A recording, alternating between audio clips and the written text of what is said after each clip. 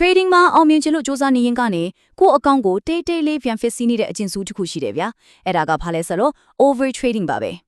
ကဲဒီနေ့မှာတော့ဒီ entry ရဲ့များလာတဲ့အလေးအကျင့်အကြောင်းကိုကျွန်တော်တို့အတူတူဆွေးနွေးကြရအောင်ကဲတစ်ချက်လောက်ကိုပြန်မြည်ကြည့်ရမယ့်မြည်ခွန်းတစ်ခုပေါ့ကို trade လုပ်နေတဲ့ပုံစံကကိုပြန်ပြီးဒုက္ခပေးနေပြီလားဆိုတာပေါ့လေဒီမြည်ခွန်းကိုရိုးရိုးသားသားဖြေကြည့်ဖို့ကအရင်အရေးကြီးပါတယ်ဘာလို့လဲဆိုတော့ပြဿနာကဘာလဲဆိုတော့အရင်ဆုံးသိမှဖြေရှင်းဖို့လမ်းစာရှာလို့ရမှာလေဟုတ်ပြီဒါဆိုရင်အဲ့ဒီ over trading ထောင်ချောက်ဆိုတာတကယ်တမ်းကျတော့ဘာကိုပြောတာလ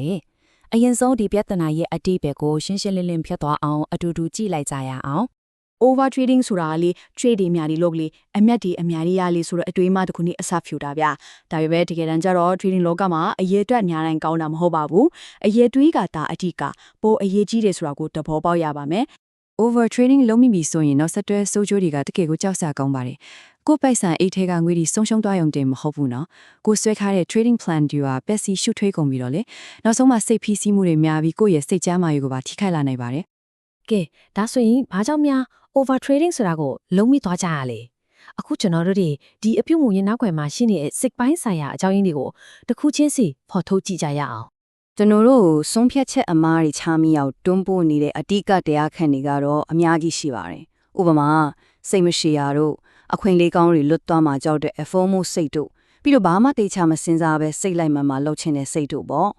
့ဒီလိုစိတ်ခံစားချက်တွေဝင်လာပြီဆိုရင်တော့တော်တော်လေးတတိထားဖို့လိုလာပါပြီဒီမှာပြောထားတဲ့အရန်မှန်နေစိတ်ခံစားချက်တွေဟာကိုယ့်ရဲ့ရင်းနှီးငွေအတွက်အကြီးမားဆုံးရန်သူပါပဲတော်တော်လေးနဲ့တော်တော်ထီးမိတဲ့စကားနော်ဘာလို့လဲဆိုတော့ကြောက်တဲ့စိတ်တို့လောဘတက်တဲ့စိတ်တို့လိုစိတ်ခံစားချက်တွေက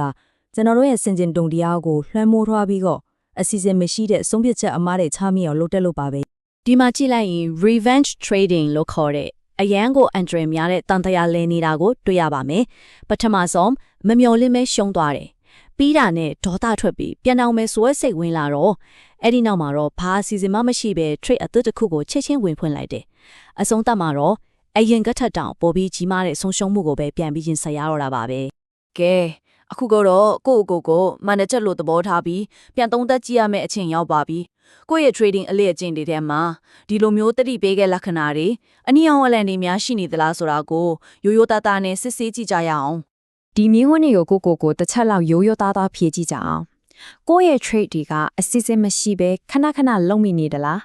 းရှုံးသွားပြီဆိုရင် trade အရီအတွက်ကိုပိုပြီးတော့လုံးမိသလားတကယ်လို့ဒီအချက်တွေနဲ့ကိုက်ညီနေလဲဆိုရင်လည်းစိတ်မပူပါနဲ့ဒါက over trading ဆိုတဲ့ထောင်ချောက်ထက်ကိုရောက်နေပြီဆိုလဲတတိပေးချက်တစ်ခုပါပဲအရေးကြီးတာကအခုကစပြီးပြန်လို့ရသေးတယ်ဆိုတာပါပဲကဲပြဿနာကဘာလဲသိပြီလက္ခဏာတွေကဘာတွေလဲသိပြီဆိုတော့ဖြည့်ရှင်းနည်းတွေကိုတိဆောက်ရမယ့်အချိန်ကိုရောက်လာပါပြီဒီနည်းလမ်းတွေကကိုယ့်ရဲ့ယင်းနှင်းငွေကိုကာကွယ်ပေးမဲ့ဒိုင်းတစ်ခုလိုပဲအရေးကြီးပါတယ်ဒီမှာရှင်းပြထားတာကိုကြည့်လိုက်စီကန်းရှိတဲ့ trader ကြောက်ကရှင်းလင်းတဲ့အစီအစဉ်တိုင်းသွားတယ်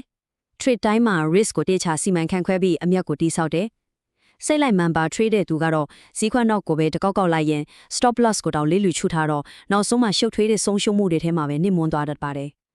ကဲကိုကတော့ဘယ်ဘက်ကလူဖြစ်ချင်လဲဆိုတာစဉ်းစားကြည့်ရအောင် stop loss ဆိုတာကတော့ကာမုံတဲ့အခါထိုင်ခုံခါပတ်ထားလို့ပါပဲမထင်မနီလူအပ်တဲ့ရပါဒါဟာကိုယ့်ရဲ့ trading account အတွက်အရေးကြီးဆုံးဘေးကင်းရည်ကြီးတွေတစ်ခုပဲကိုကြိုတင်သတ်မှတ်ထားတဲ့ဈေးနှုန်းကိုရောက်သွားတာနဲ့အလိုလျောက်ရောင်းချပေးမှဖြစ်လို့အကြီးကျယ်မရှုံးအောင်ကာကွယ်ပေးတဲ့အန်တင်မှကာကွယ်မှုတစ်ခုပေါ့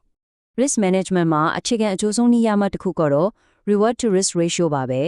ဆိုလိုတာကကိုစွန့်စားရမယ့် risk ပမာဏထက်ရနိုင်ချေရှိတဲ့အမြတ်ကအများအားပိုပြီးများနေရမယ်ဥပမာအနေနဲ့ပြောရရင်ဒေါ်လာ100ရှုံးနိုင်ချေရှိတဲ့ trade တစ်ခုမှာအနည်းဆုံးဒေါ်လာ300အမြတ်ရနိုင်မှာတာမလုပ်တဲ့တယ်ဆိုတဲ့သဘောတရားပါပဲ trading လုပ်တဲ့အခါပန်းနိုင်ဒီကို smart နီလာနဲ့ချမှတ်ကြည့်တာကအရန်ထိရောက်ပါတယ်ပန်းနိုင်ဒီကတိကျရမယ် specificတိုင်းတောက်လို့ရရမယ် measurable ရီမှန်းချက်ကြီးရမယ် ambitious လက်တွေ့ကြရမယ် realistic ပြီးတော့အချိန်ကန့်သက်ချက်လည်းရှိရမယ် time bound ဒီလိုစနစ်တကျချမှတ်ထားခြင်းကလမ်းမပြောက်အောင်ထိန်းချောင်းပေးမဲ့လမ်းညွှန်မြေပုံထိုးလို့ပါပဲနောက်ထပ်အရေးကြီးတဲ့အချက်က trading journal တစ်ခုထားဖို့ပါပဲ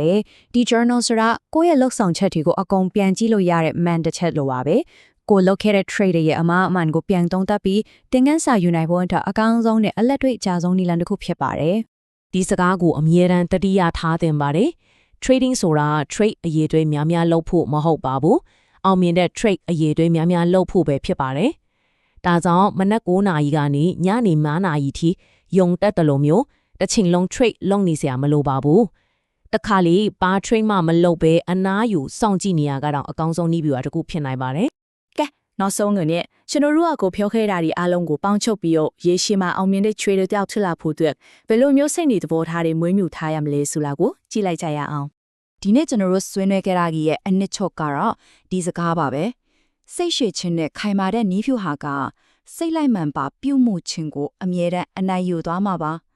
စိတ်ခံစားချက်တွေကိုပြေးဖျက်ထားပြီးစီကန်းကိုသာရှေ့တန်းတင်ခြင်းကရေရှည်အောင်မြင်မှုအတွက်အဓိကတော့ချက်ဖြစ်တဲ့ဆိုတာကိုမမေ့ပါနဲ့ကဲအဆုံးသတ်အနေနဲ့ဒီမေကိုလေးကိုကိုပြန်မေးကြည့်ကြရအောင်ကိုယ့်ရဲ့ရင်းနှီးငွေကိုကာကွယ်ဖို့အတွက်ဒီနေ့ကစပြီးဘယ်စီကန်းတစ်ခုကိုအတိအကျအကောင်အထည်ဖော်မလဲတင်းငယ်တဲ့ပြောင်းလဲမှုတစ်ခုကကိုယ့်ရဲ့ trading အနာဂတ်တစ်ခုလုံးကိုအကြီးကျယ်ပြောင်းလဲပေးသွားနိုင်တဲ့ဆိုတာကိုအမြဲတမ်းသတိရစေခြင်းပါတယ်